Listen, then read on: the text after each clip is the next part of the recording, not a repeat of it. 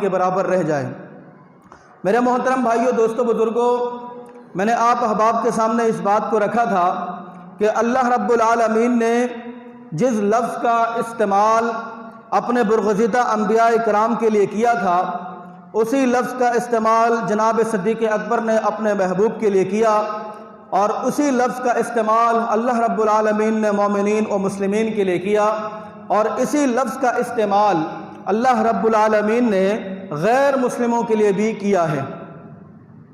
میرے محترم بھائیوں، دوستوں، بزرگوں، یہودی یہ کہا کرتے تھے، سورہ بقرہ کے اندر اس کا بیان موجود ہے، وہ یہ کہتے تھے کہ جنت کے اندر کوئی بھی شخص داخل نہیں ہوگا سوائے یہودیوں کے، اور عیسائی یہ کہا کرتے تھے کہ جنت کے اندر کوئی بھی شخص داخل نہیں ہوگا سوائے عیسائیوں کے۔ اللہ رب العالمین نے سورہ جمعہ کے اندر بھی اسی حوالے سے کچھ گفتگو کی ہے۔ اللہ رب العالمین فرماتے ہیں کہ قُلْ يَا أَيُّهَا الَّذِينَ هَادُوا إِنْ زَعَمْتُمْ أَنَّكُمْ أَوْلِيَاءُ لِلَّهِ مِنْ دُونِ النَّاسِ، اے محمد رسول اللہ صلی اللہ علیہ وسلم، یہودی یہ کہتے ہیں کہ دنیا کے تمام انسانوں میں سے جو سب سے زیادہ مقرب ترین اگر کوئی مخلوق ہے، کوئی امت ہے، تو وہ اللہ کی نظر میں یہودی ہیں، یہودی کے علاوہ کوئی دوسری مخلوق نہیں۔ جنت میں اگر کوئی جا پائے گا اور جنت کی نعمتوں سے اگر کوئی مستفید ہو پائے گا تو وہ یہودیوں کے علاوہ کوئی اور نہیں۔ یہودیوں کا یہ پیغام ہے۔ اللہ رب العالمین نے فرمایا، اے محمد رسول اللہ صلی اللہ علیہ وسلم، یہودیوں کا یہ دعویٰ بے بنیاد ہے، بے مقصد ہے، من گھڑت ہے کہ من دون اللہ، کہ اللہ رب العالمین یہودیوں کے علاوہ کسی اور کو پسند نہیں کرتے۔ یہ یہودیوں نے دعویٰ کیا۔ فرمایا کہ اچھا، اگر یہودیوں تم یہ دعویٰ کرتے ہو کہ تم ہی اللہ کے مقرب ہو تو فتمنوا الموت، پھر موت کی تمنا کیوں نہیں کرتے؟ اے یہودیوں، تم یہ کہتے ہو کہ اللہ تمہیں محبوب رکھتا ہے، تم اللہ کے ولی ہو، تو فتمنوا الموت، پھر تم موت کی تمنا کیوں نہیں کرتے؟ ان کنتم صادقین، اگر ہو تم اپنے معاملے میں سچے۔ میرے محترم بھائیو، دوستو، بزرگوں، توجہ کیجئے گا، اسی موت کا استعمال اللہ رب العالمین نے انبیاء کے لیے، صحابہ کے لیے، مومنین کے لیے، غیر مومنین کے لیے کیا، اور یہاں پر یہی لفظ استعمال ہو رہا ہے۔ یہودیوں، اگر تمہارا یہ دعویٰ ہے کہ جنت اللہ نے تمہارے لیے سجائی ہے اور تم اللہ کے مقرب ترین لوگ ہو، تو پھر موت کی تمنا کیوں نہیں کرتے؟ ان کنتم صادقین، اگر ہو تم اپنے معاملے میں سچے۔ یہ موت کی تمنا کیوں نہیں کرتے ہیں؟ انہیں پتہ ہے کہ یہاں پر اگر ہم نے موت کی تمنا کی اور اللہ نے اگر اس تمنا کو قبول کر دیا تو پھر آگے کے جو معاملات ہیں وہ انتہائی خراب ترین ہیں۔ اس کے بعد خالق کائنات نے اس آیت کا خود ہی جواب دیا، وَلَا يَتَمَنَّوْنَهُ أَبَدًا بِمَا قَدَّمَتْ أَيْدِيهِمْ، یہ یہود و نصارہ اپنی موت تو مر سکتے ہیں لیکن کبھی بھی یہ موت کی آرزو اور موت کی تمنا نہیں کریں گے۔ اللہ نے فرمایا، پہلی آیت میں کہا کہ اگر سمجھتے ہو کہ اللہ کے تم محبوب ترین لوگ ہو تو موت کی تمنا کرو۔ دوسری آیت میں کہا کہ وَلَا يَتَمَنَّوْنَهُ أَبَدًا بِمَا قَدَّمَتْ أَيْدِيهِمْ، یہ اپنی موت مر سکتے ہیں لیکن کبھی بھی یہ موت کی تمنا نہیں کر سکتے۔ موت کی تمنا کیوں نہیں کر سکتے؟ بڑی توجہ کے ساتھ فرمایا کہ بما قدمت ایدیہم، اپنے ہاتھوں کی کمائی کو جو ان لوگوں نے آگے بھیجا ہے، یہ سمجھتے ہیں، یہ جانتے ہیں کہ ہمارے اعمال اچھے نہیں ہیں۔ یہاں موت کی تمنا ہوئی، وہاں پر اللہ کے مقرب فرشتے ڈنڈوں کی برسات شروع کر دیں گے، مختلف قسم کی عذابات کی ورائٹی چکھائی جائے گی، مختلف قسم کے عذاب دیے جائیں گے۔ یہود و نصارہ کو اس بات کا علم ہے کہ دنیا ہی سب کچھ ہے، آخرت کے اندر ذلائی ہے، رسوائی ہے، آخرت کے اندر کامیابی نہیں ہے، کیونکہ بما قدمت ایدیہم، اپنے ہاتھوں کی جو کمائی آگے بھیجی ہے اس سے مطمئن نہیں ہے۔ واللہ علیم بالظالمین، اور اللہ رب العالمین ظالموں کو اچھی طرح جانتا ہے۔ اس آیت کو تھوڑا سا یہاں پر روکیں اور ایک نصیحت آگے کے حوالے سے اللہ رب العالمین نے بھی کی ہے۔ اللہ نے یہاں پر ان کی وجہ کو بیان کیا ہے کہ یہ موت کی تمنا کیوں نہیں کر سکتے، اور ایک مومنین کے لیے بھی ایک پیغام ہے اللہ رب العالمین کی طرف سے۔ وہ کس طرح سورہ حشر کے اندر فرمایا کہ یا ایھا الذین آمنوا اتقوا اللہ، یا ایھا الذین آمنوا اتقوا اللہ، اے ایمان والو اللہ رب العالمین سے ڈر جاؤ، اے ایمان والو اللہ رب العالمین سے ڈر جاؤ، اے ایمان والو گناہ کرنے سے پہلے ایک بار اس بات کو سوچ لینا کہ اللہ رب العالمین کی پکڑ بڑی سخت ہے۔ خالق کائنات نے فرمایا کہ یا ایھا الذین آمنوا اتقوا اللہ، اے ایمان والو اللہ رب العالمین سے ڈر جاؤ۔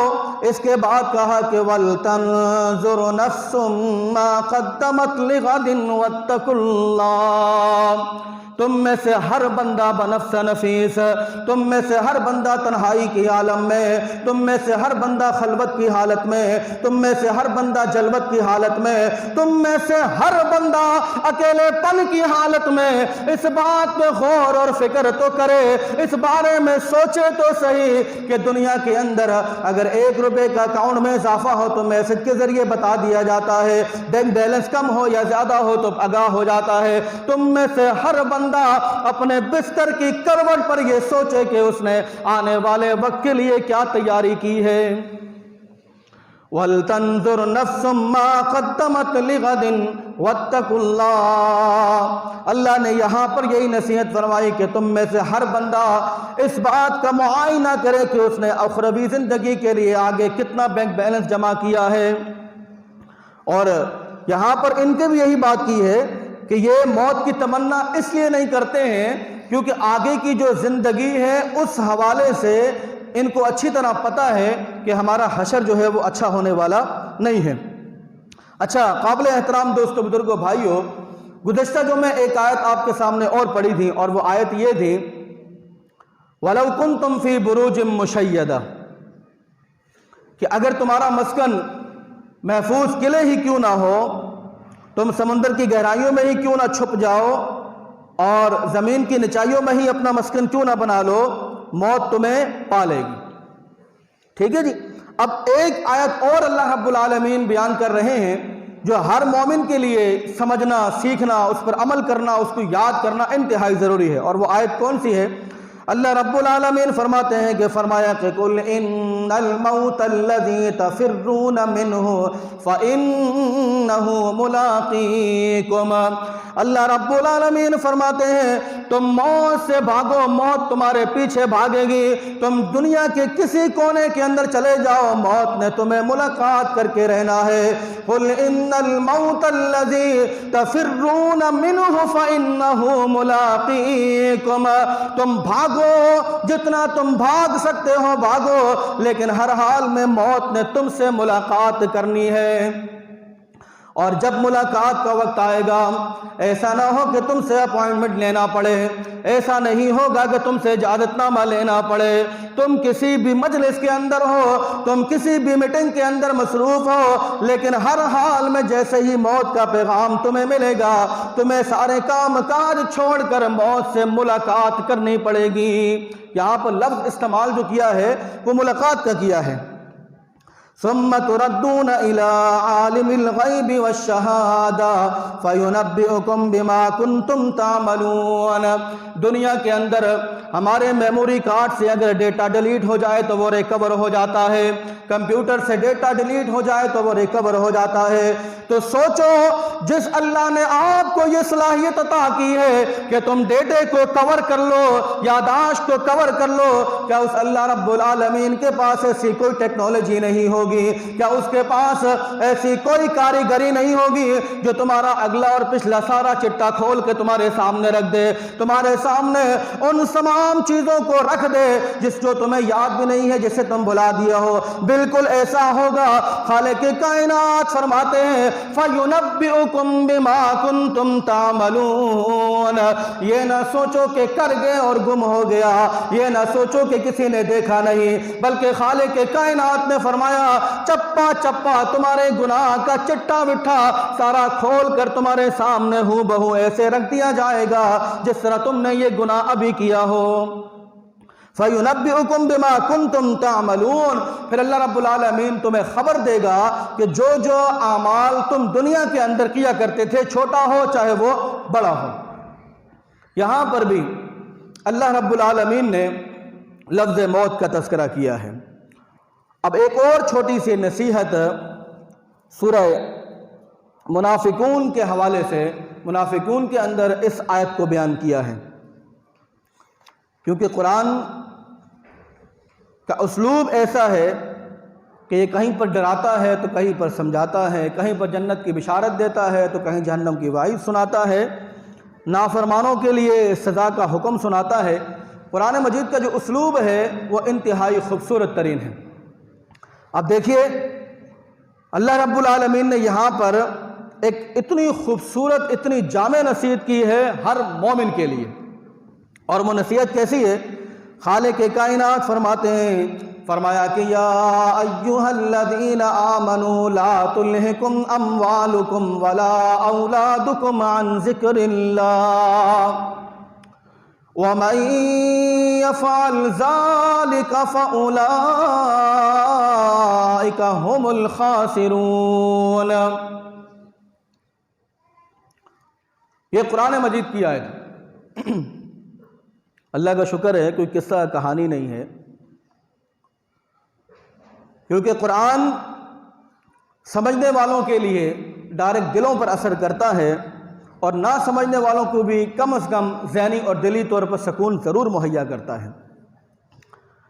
اللہ رب العالمین نے فرمایا کہ یا ایھا الذین آمنوا لا تلہکم اموالکم ولا اولادکم عن ذکر اللہ۔ فرمایا کہ اے ایمان والو، ایسا نہ ہو، کہیں ایسا نہ ہو جائے، دیکھنا کہیں ایسا نہ ہو، یا اللہ کیسا نہ ہو؟ فرمایا کہ لا تلہکم اموالکم ولا اولادکم عن ذکر اللہ۔ کہیں ایسا نہ ہو جائے کہ تم اولاد کی وجہ سے، مال کی وجہ سے اللہ کے ذکر سے غافل ہو جاؤ۔ اللہ رب العالمین فرماتے ہیں، فرمایا کہ کہیں ایسا نہ ہو تمہیں مال اور تمہاری اولاد ہلاکت میں ڈال دے اور اللہ کے ذکر سے غافل کر دے۔ اولاد کا دینا یہ اللہ رب العالمین کی نعمت ہے۔ اللہ جسے چاہتا ہے اولاد کی نعمت سے بہرہ بند فرما دیتا ہے، لیکن ایسا نہ ہو کہ تم اولاد کی وجہ سے اللہ کو ہی بھلا دو۔ جس نے تمہیں اولاد کی نعمت سے سرفراز کیا ہے تم نے اسے ہی فراموش کر دیا، ایسا نہ ہو۔ اور اللہ رب العالمین، مال بھی اللہ پاک کی نعمت ہے، جسے چاہے وہ عطا کرتا ہے، لیکن کہیں ایسا نہ ہو کہ تم مال کی وجہ سے بھی اللہ کے ذکر سے غافل ہو جاؤ، یہ مال و اسباب بھی تمہیں کہیں ہلاک نہ کر دے۔ ایک حدیث یاد آئی اس حوالے سے، صحیح مسلم شریف کی حدیث ہے۔ اللہ کے نبی علیہ السلام فرماتے ہیں، فرمایا کہ ان اللہ لا ينظر الى صورکم واموالکم ولكن ينظر الى قلوبکم واعمالکم۔ اللہ رب العالمین کی نظر میں اس بات کی کوئی اہمیت نہیں ہے، اس بات کی کوئی اہمیت نہیں ہے کہ تم کتنے خوبصورت ہو، تمہارے نین و نقش کیسے ہیں، تمہاری آنکھیں کیسی ہیں، رخسار کیسے ہیں، ہونٹ کیسے ہیں، تمہارے چہرے پہ چمک کتنی ہے، تمہارے چہروں پر کشش کتنی ہے۔ اللہ رب العالمین کو اس سے کوئی سروکار نہیں۔ ان اللہ لا ينظر الى صورکم، اللہ پاک تمہاری شکل و صورت کو نہیں دیکھتا۔ اگر خالق کے کائنات کے اندر اللہ رب العالمین کی نظر میں اگر صورت کا پیمانہ ہوتا، اگر صورت کا کوئی وزن ہوتا تو ابو لہب کے حوالے سے قرآن مجید میں کبھی آیات نازل نہ ہوتی۔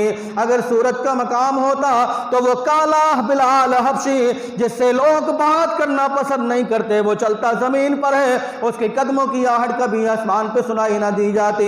یقین کیجئے خالق کائنات کی نظر میں نہ صورت کی کوئی ویلیو ہے، نہ خوبصورتی کی کوئی ویلیو ہے۔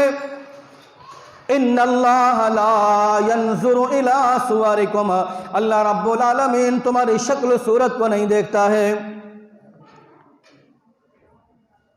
وَأَمْوَالِكُمْ، اور نہ وہ تمہارے پاس مال کو دیکھتا ہے کہ تمہارے پاس مال کیا ہے، کتنا مال ہے، بینک بیلنس کتنا ہے، کوٹھیاں کتنی ہیں، کاریں کتنی ہیں، کاروبار تجارت کتنا ہے۔ اللہ ان چیزوں کو بھی نہیں دیکھتا، لیکن اللہ کیا دیکھتا ہے؟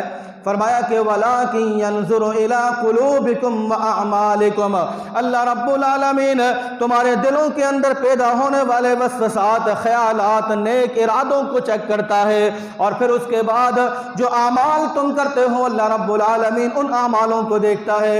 یہیں پر بھی اللہ رب العالمین نے یہی فرمایا کہ اے ایمان والو، ایسا نہ ہو کہ تم کو تمہارا مال اور تم کو تمہاری اولاد اللہ کے ذکر سے غافل کر دے، اللہ صحیح تمہیں بدظن کر دے، ایسا نہ ہو کہ اللہ کو ہی بھلا دو۔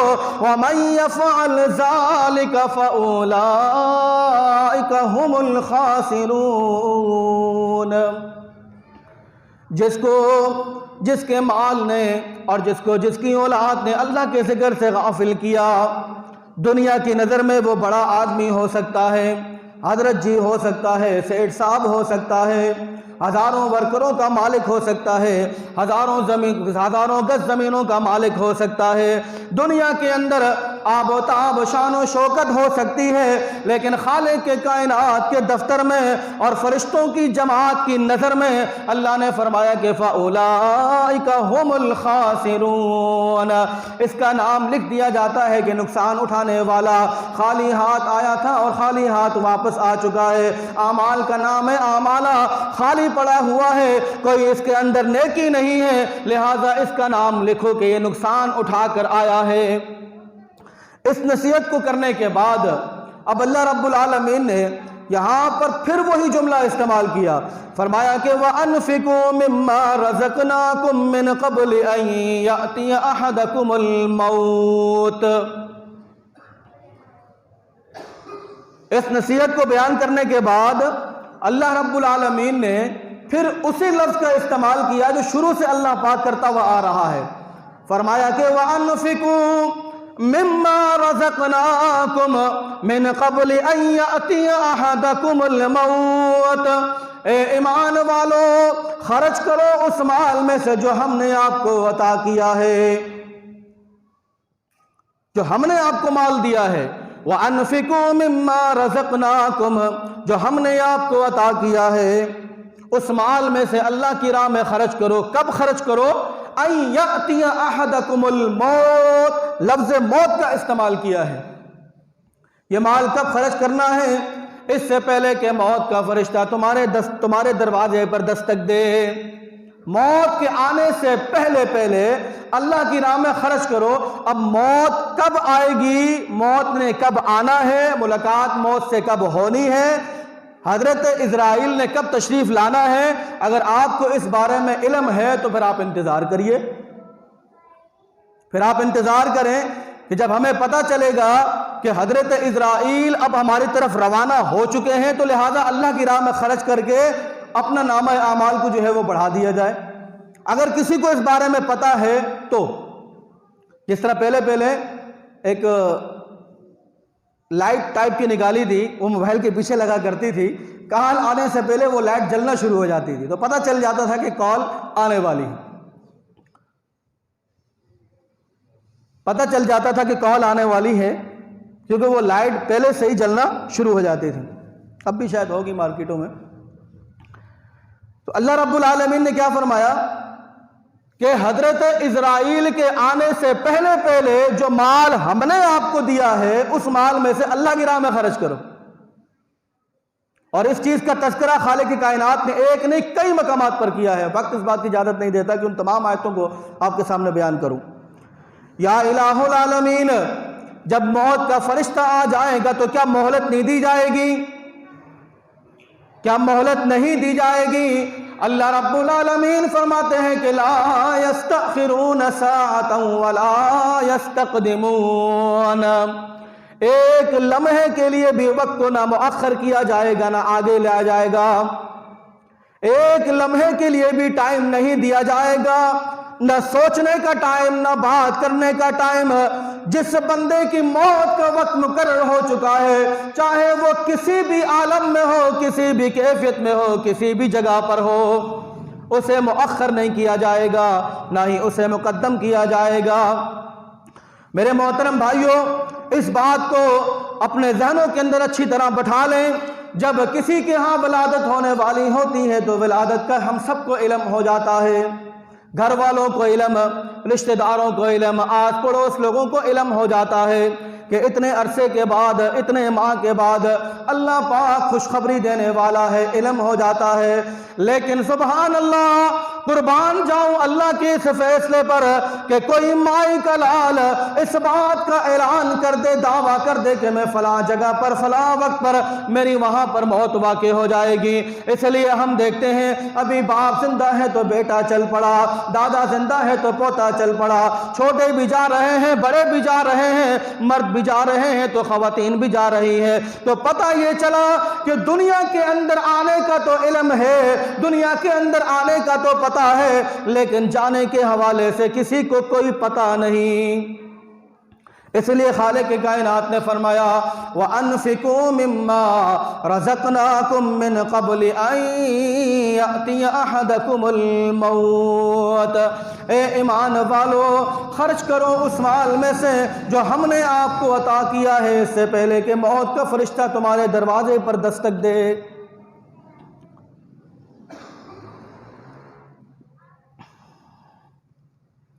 لولا اخرتنی الی اجل قریب فاصدق واکن من الصالحین.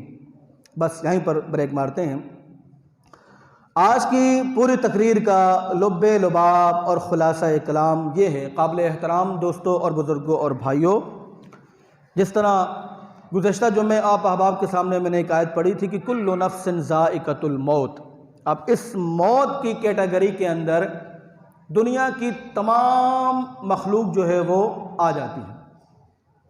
اب وہ چاہے انسان ہوں، چرند ہوں، پرند ہوں، اللہ کے برگزیدہ لوگ ہوں یا اللہ کے نافرمان لوگ ہوں، مومنین ہوں، مسلمین ہو، غیر مسلم ہو، ہر زیرو جس کے اندر سانس ہے، جو جاندار ہے، اسے موت کا ذائقہ ہر حال میں چکھنا ہے. کسی شاعر نے کیا خوب کہا کہ موت ایک ایسا جام ہے کہ جسے ہر بندے نے پینا ہے، اور ایک ایسا دروازہ ہے کہ جس سے ہر بندے نے داخل ہو کے ہی رہنا ہے. اس لیے میں نے آپ احباب سے یہ گزارش کی تھی کہ آپ احباب جو ہے وہ ہفتے میں ایک بار، مہینے میں ایک بار قبرستان کا لازمی چکر لگایا کریں، اور قبرستان کے اندر بھی ان قبروں کو تلاش کریں کہ جو قبریں پھٹی ہوئی ہیں، جن قبروں کے اندر سے کفن نظر آ رہا ہے، جن قبروں کے اندر ہڈیاں آپ کو نظر آ رہی ہیں، ان قبروں کو دیکھیں. ان کو دیکھنے سے یہ ہوگا کہ آپ کے دل کے اندر اپنی موت جو ہے وہ تازہ ہوتی رہے گی. جو وہاں پر مدفون ہیں، لیٹے ہوئے ہیں، وہ بھی شاید یہی سوچتے ہوں گے کہ ہم نے ساری زندگی جو ہے وہ یہیں رہنا ہے، مرنا ہی نہیں ہے. لیکن آج وہ لیٹے ہوئے ہیں اور کل ہم ان کی جگہ پر لیٹے ہوئے ہوں گے. لیکن اس کے ساتھ ساتھ ایک بات میں نے اور آپ کے سامنے یہ عرض کی تھی کہ آج کل جو قبرستانوں کا جو ماحول ہے، وہاں پر جا کر انسان انجوائمنٹ کرتا ہے، تفریح کرتا ہے.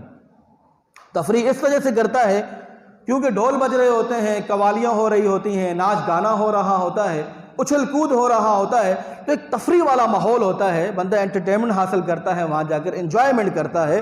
تو لہٰذا ایسی جگہ پر جا کر انسان کو موت یاد نہیں آتی. ٹھیک ہے جی.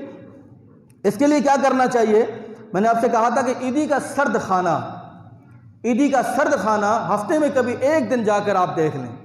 آپ اللہ پہ یقین کریں کہ جب میں وہاں پر جاتا ہوں تو اندر کی کنڈیشن پتہ ہے کیا ہے؟ اندر کی کنڈیشن یہ ہے قابل احترام دوستوں بزرگوں بھائیوں، کچھ لوگوں کا دماغ جو ہے وہ پورا کھلا ہوا ہے، ایک طرف لٹک رہا ہے، مردے کے اوپر مردہ پڑا ہوا ہے، کسی کو چیرا لگا ہوا ہے، کسی کی شکل اتنی کالی ہے کہ آپ دیکھ نہیں سکتے، ایسی بھیانک قسم کی وہاں صورتحال ہوتی ہے، اتنی المناک صورتحال ہوتی ہے کہ بندہ جو ایسے ہی جاتا ہے، میں کہتا ہوں 1 منٹ کھڑا ہو جائے اس کے لیے کافی و شافی۔ مردے کے اوپر مردہ اس طرح اسٹیپ بائی اسٹیپ پڑے ہوئے ہیں، کچھ نیچے پڑے ہوئے ہیں، پھٹے ہوئے ہیں، کسی کا سینہ چیرا ہوا ہے، کسی کی آنکھیں باہر آئی ہوئی ہیں، کسی کا دماغ جو ہے وہ بالکل کھولا ہوا ہے، عجیب سی کیفیت، عجیب سا منظر، انسان کی جو ہے وہ رونگٹے کھڑے ہو جائیں۔ اور جب اس منظر کو آپ دیکھیں گے تو آپ کو کیا لگتا ہے کہ گناہ کرنے کی طاقت اور سکت آپ میں باقی رہے گی؟ سوال ہی پیدا نہیں ہوتا ہے یار، کیونکہ وہاں پر انسان کو اپنی حقیقت نظر آ رہی ہوتی ہے کہ کل ہمارا بھی یہی حال ہوگا۔ تو اس لیے میرے محترم بھائیوں دوستوں بزرگوں، اچھی دنیا استعمال کریں۔ اچھی دنیا سے مراد یہ ہے کہ آپ کی ضروریات پوری ہوں، نہ کہ خواہشات۔ اپنی ضروریات کو دنیا کے اندر رہتے ہوئے پورا کریں اور اس کے ساتھ ساتھ اپنی آخرت کی تیاری کریں، کیونکہ اس کے بعد کا جو اگلا اسٹیپ ہے وہ قبر کا ہے۔ تو انشاءاللہ زندگی رہی اگلا جمعہ، انشاءاللہ زندگی رہی تو اگلا جمعہ اس کے اگلے سے ہم شروع کریں گے کہ مرنے کے بعد کیا ہوگا، قبر کے حال کیا ہے، پھر اسٹیپ بائی اسٹیپ چلیں گے، پھر قیامت ہے، جنت ہے یا جہنم ہے وغیرہ وغیرہ۔ لیکن خلاصہ کلام یہ ہے میرے محترم بھائیوں دوستوں بزرگوں، یہ صحت جو اللہ پاک نے آپ کو عطا کی ہے یہ سدا نہیں ہے۔ آپ اپنے ارد گرد کے بوڑھوں کو دیکھیں، وہ بھی کبھی جوان ہوا کرتے تھے۔ اگر اللہ نے آپ کو صحت عطا کی ہے تو اپنے ارد گرد بیماروں کو دیکھیں، اگر اللہ نے آپ کو جوانی عطا کی ہے تو ارد گرد اپنے آپ بوڑھوں کو دیکھیں۔ تو میرے محترم بھائیوں دوستوں بزرگوں، ان چیزوں کو دیکھنے کے بعد انسان کے دل کے اندر ایک لگن پیدا ہوگی، ایک احساس پیدا ہوگا نیک اعمال کرنے کا، جو سجو اور لگن پیدا ہوگا، اور گناہوں سے انسان اپنے آپ کو بچانے کی کوشش کرے گا۔ میں دعا کرتا ہوں اللہ رب العالمین سے کہ اللہ پاک سب سے پہلے مجھے اور اس کے بعد تمام سامعین کرام کو عمل پیرا ہونے کی توفیق نصیب فرمائے۔ آج ہماری یہ خوش بختی ہے کہ ہماری مسجد کے اندر الحمدللہ العزیز الشیخ حافظ محمد